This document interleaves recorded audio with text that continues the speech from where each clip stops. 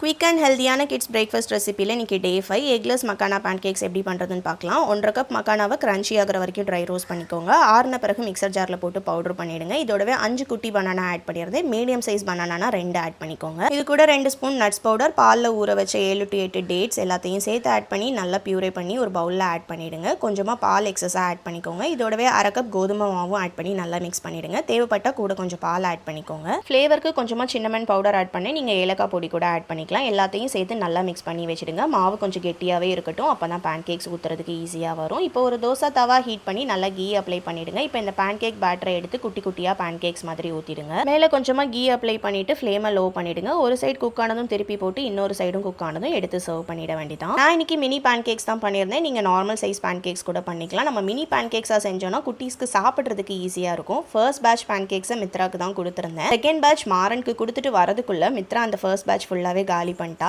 இதிலிருந்து இந்த பேன்கேக்ஸ் எவ்வளோ டேஸ்ட்டாக இருந்துச்சுன்னு உங்களுக்கு தெரிஞ்சிருக்கும். குட்டீஸ் 2 பேருமே விரும்பி சாப்பிட்ருந்தாங்க. மாறனுக்கு மேப்பிள் சிரப்போட கொடுத்துருந்தேன். மித்ராக்கு பிளெயின் பேன்கேக்ஸ் மட்டும்தான் கொடுத்துருந்தேன். அவன் பிளேட்டில் மேப்பிள் சிரப் இருக்கிறத பார்த்துட்டு அவளும் கேட்க ஆரம்பிச்சிட்டா. அப்புறம் லாஸ்ட் அவளுக்கு கொஞ்சம் ஊற்றி கொடுத்துருந்தேன். நார்மலாக சாப்பிட்றதுக்கே நல்லாயிருக்கும். நீங்கள் ஹனி இல்லைனா மேப்பிள் சிரப் கூட சர்வ் பண்ணிக்கலாம். மேப்பிள் சிரப் உங்களுக்கு அமேசான்லேயே அவைலபிளாக இருக்குது. இது மாதிரி இன்னும் ஹெல்த்தியான கிட்ஸ் ரெசிபிஸ் பார்க்குறதுக்கு என்னோட அக்கௌண்ட்டை ஃபாலோ பண்ணிக்கோங்க. Meet you in another video.